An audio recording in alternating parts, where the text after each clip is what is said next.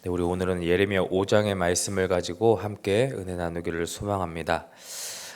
우리가 신앙생활을 하면서 여러분 가장 두려워해야 할 영적인 질병이 있다면 그것은 바로 하나님의 은혜에 너무나도 익숙해진 나머지 그 은혜를 당연한 것으로 여기고 결국 하나님을 두려워하는 마음마저 상실해버리는 이 영적인 무감각일 것입니다. 오늘 본문은 이러한 영적인 무감각에 빠져서 하나님을 배반한 남유다 백성들을 향한 하나님의 엄중한 탄식과 심판의 경고가 담겨져 있습니다. 선지자 예레미야가 활동하던 당시 남유다는 겉으로는 하나님을 섬긴다라고 말했지만 그들의 내면과 삶의 방식은 하나님을 철저히 배반한 상태였습니다.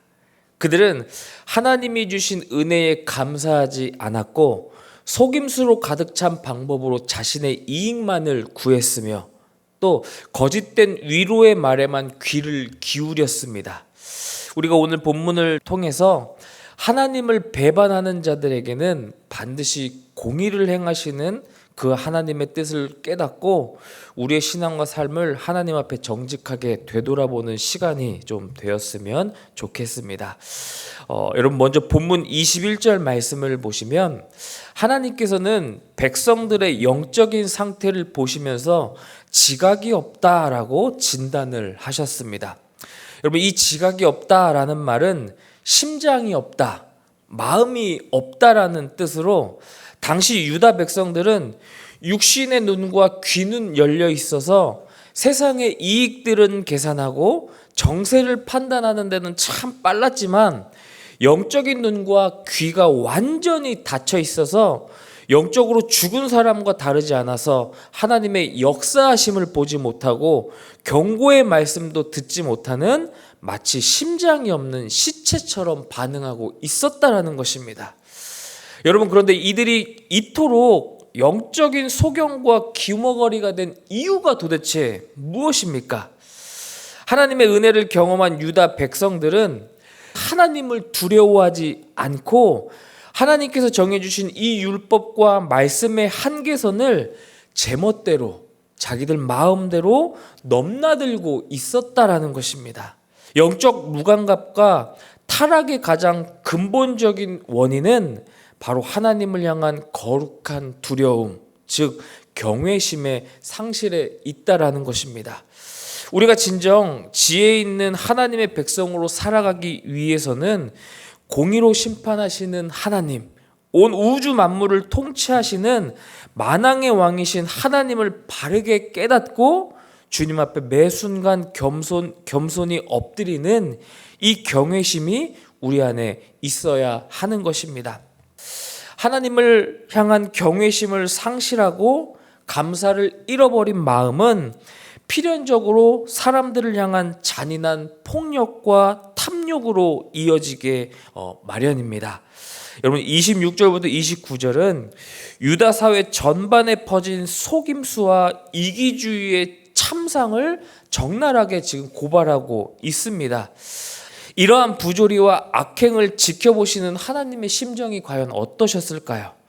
29절은 주님의 끓어오르는 공의의 분노가 담겨져 있습니다.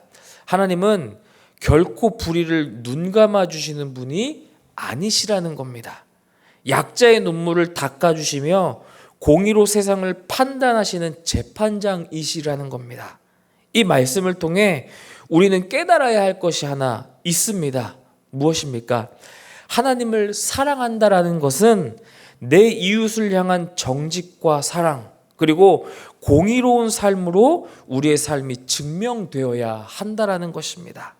불의한 방법으로 얻은 윤택한 삶을 부러워할 것이 아니라 우리가 조금 손해를 보더라도 정직과 진실을 지키며 약자를 돌보는 공의의 삶을 우리는 살아낼 수 있어야만 한다라는 것입니다. 그런데 여러분 본문 31절을 보시면 가장 뼈아픈 핵심이 저는 오늘 본문의 31절이라고 생각이 됩니다. 유다의 멸망은 사회를 구성하는 새 기둥이 완벽하게 타락해서 만들어낸 거짓의 합작품이었다라는 것입니다. 첫째는 하나님의 진리와 다가오는 심판을 찔리도록 선포해야 할 선지자들이 타락했습니다.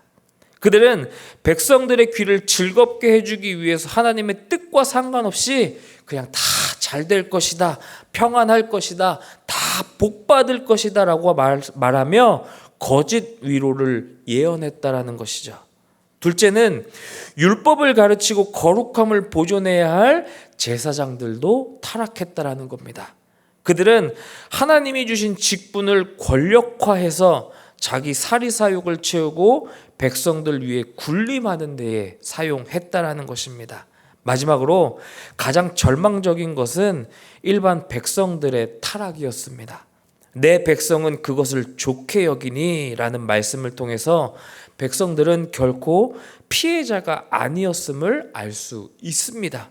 그들은 내 죄를 아프게 찌르고 회개를 촉구하는 바른 말씀을 듣기 싫어했습니다. 그저 내 마음을 편안하게 해주고 세속적인 탐욕을 부추겨주는 거짓 선지자들의 달콤한 설교에 환호하며 동조했던 것입니다. 바로 이 지점에서 하나님께서는 예레미야를 통해 뼈아픈 질문을 던지십니다. 여러분 31절 마지막에 뭐라고 말씀합니까? 마지막에는 너희가 어찌하려느냐. 여기에서 마지막은 모든 것이 끝나는 종말, 곧 심판의 때를 의미한다라는 것입니다. 지금 당장은 거짓 평안과 속임수로 얻은 부유함 속에서 너희들이 서로 박수를 치며 좋아할지 모르겠지만 하나님의 공의로운 심판대 앞에서는 그 마지막 날, 그 영원한 심판의 때가 이르면 도대체 그 거짓된 신앙과 불의한 재물로 너희들 어떻게 심판을 면할 수 있겠느냐라는 무서운 질타를 하나님께서 하고 계시는 것입니다. 지금 우리가 걸어가는 길의 끝에는 반드시 하나님의 공의로운 심판대가 있습니다. 헛된 속임수와 이기주의, 거짓된 평안의 길에서 돌이키며 나아가야 합니다. 세상의 불의와 타협하지 않고 정직과 긍휼을 행하며 내 귀에 쓴 말씀일지라도 하나님의 말씀이라면 두렵고 떨림으로 아멘하는 진실한 그리스도인으로 살아가기를 다시 한번 결단하시기를 소망합니다. 그래서 우리 모두 주어진 삶의 자리에서 세속적인 가치관과 욕망의 신을 벗고 하나님 말씀에 다시 한번 순종하며 하나님을 경외하는 삶을 살아내어 장차 다가올 주님의 심판의 날에 수치와 파멸이 아니라 의의 면류관을 받아 누리며 칭찬받을 수 있는 복된 우리 모두가 되시기를 간절히 소망합니다.